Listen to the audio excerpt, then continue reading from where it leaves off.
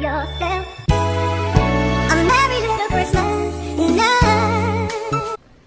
Hey everyone, welcome back to my channel. I'm back at it again with another video, and in today's video we are filming a day for Planmas. Y'all, I have committed to it. I have picked out what I'm filming for Planmas -1 video, but I'll figure that out as we go. I'm super excited to be back. I have a new setup. I am apologizing because I think there's a slight bit of an echo in this room, so I have to figure out a mic situation, so please bear with me while I try to figure that out. But yeah, I am back. I'm so excited. I have the whole setup now. I should not be this excited, but I am. And there is a slight glare, as you can see, so I do apologize for that. But yeah, I'm super excited.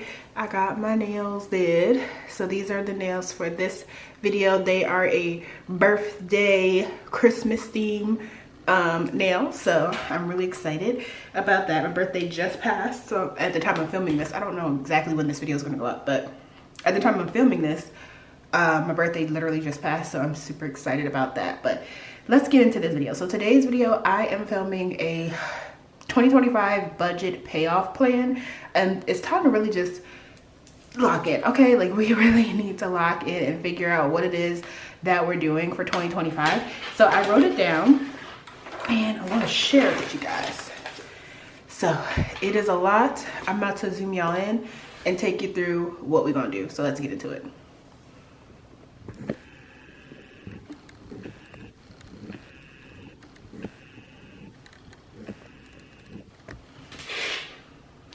All right guys, so I got you guys zoomed in and I have worked out what my budget payoff plan is. So just starting over here at the top, the total debt that I have currently is $85,651.87.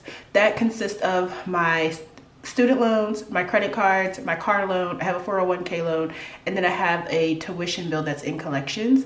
So that is encompassing all of those things.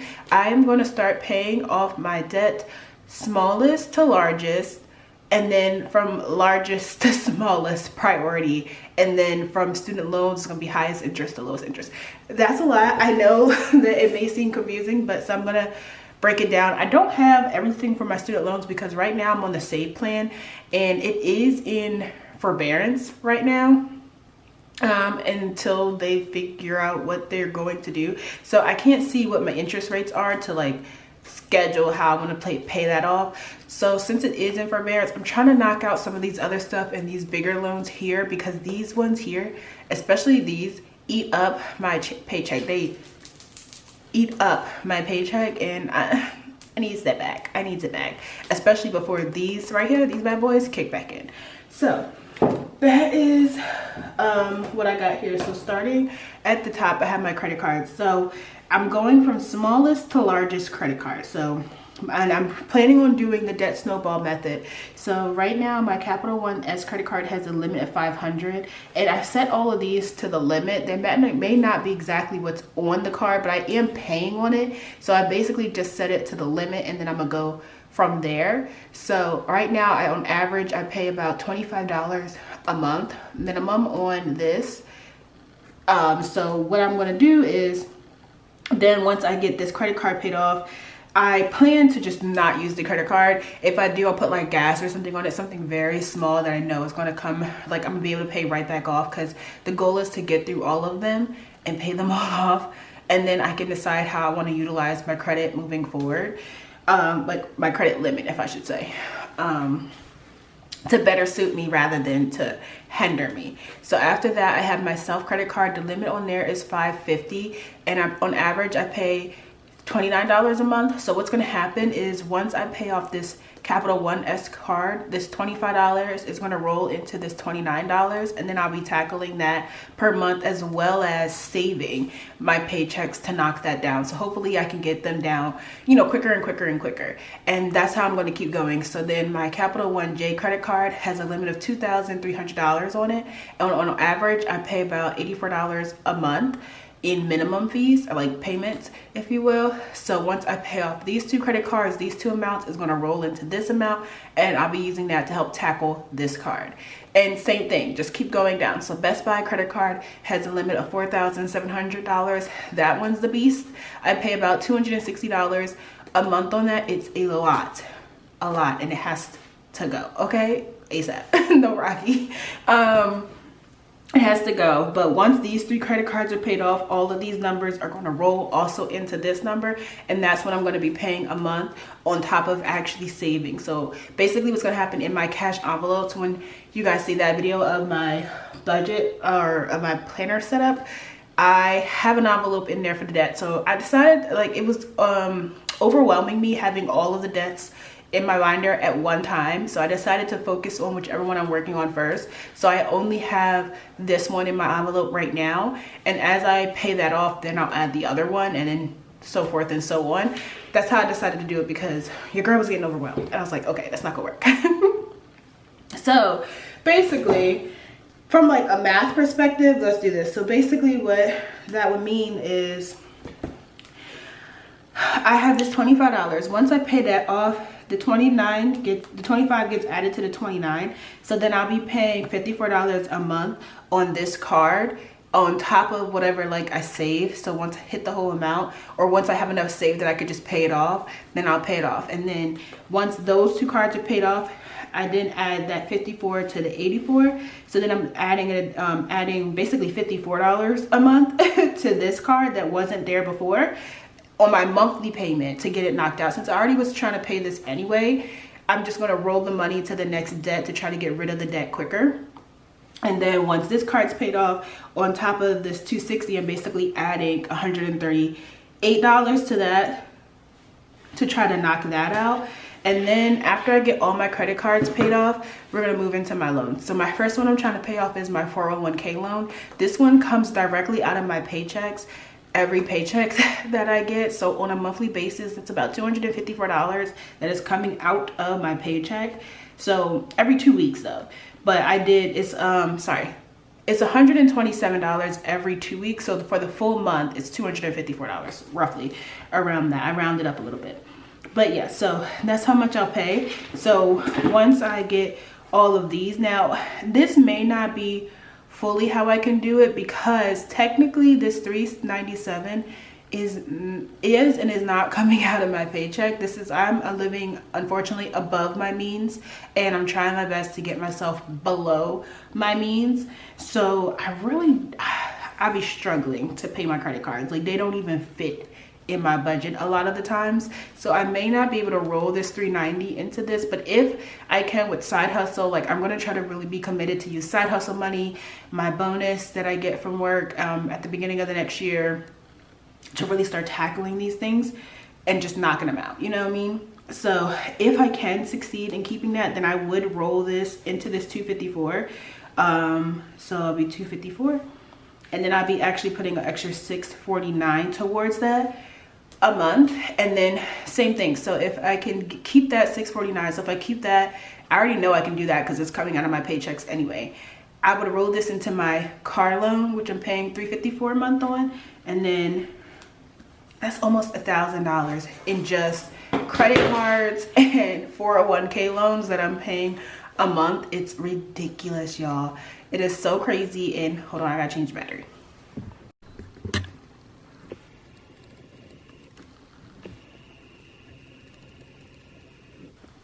Okay guys, sorry, hopefully the angle isn't too crazy.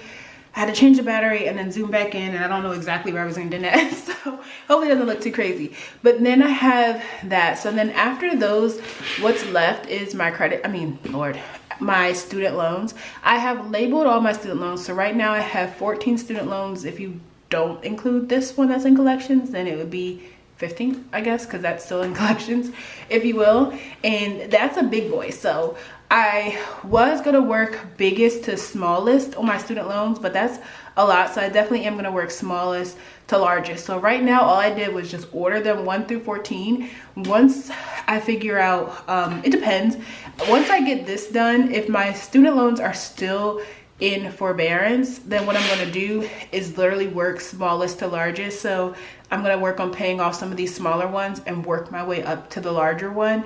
But if they come out of forbearance and I'm actually paying on this monthly again, whatever my interest rates are, I'm going to work smallest amount to largest amount, but highest interest rate to lowest interest rate, if that makes sense. So what I'm going to do is I'm going to order all of my loans by their interest rate and then pay off the highest interest rate to the lowest interest rate. So I know some of them have the same rate, at least they did back last year. Some of them had the same rate. So say two of my loans have, let's say this loan and this loan had the same interest rate of, I don't know, whatever. I would pay off the $2,000 before I paid off the $4,000. So I'm going to work highest interest rate to lowest interest rate. Lowest interest rate, but I'm going to work lowest amount to highest amount within those buckets. I know that sounds confusing, but that is how I decided to pay them off. And most of them have minimums, if you will, especially once they come out of forbearance. So I would still treat it just like I would here, but it will be kind of just only in this bucket. So let's say the minimum for whichever one was, let's say I was working on this one and the minimum was, I don't know, $26.